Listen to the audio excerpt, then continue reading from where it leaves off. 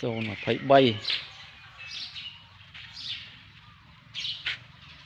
អាតកង់មុខកង់ក្រោយបាន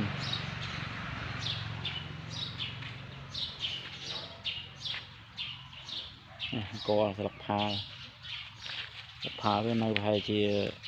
85%ថែមតគៀក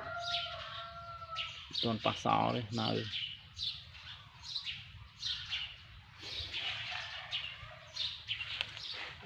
23អាត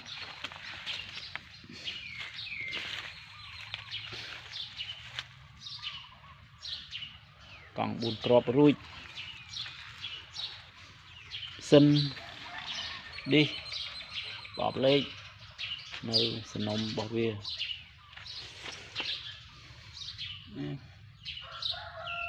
ជើងក្រោមមានសោមានអីទេស្ងួតប៉ុងមុខនៅដំណើរការល្អសិនឆេះស្អាតកង់បាន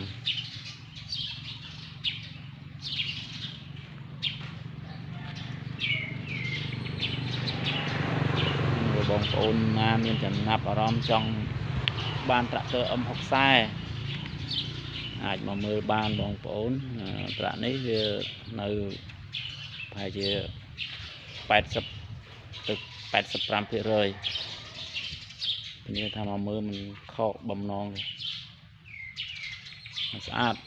តាំងពីដៃជើងតាំងពីទឹកថ្នាំស្អាតទាំងអស់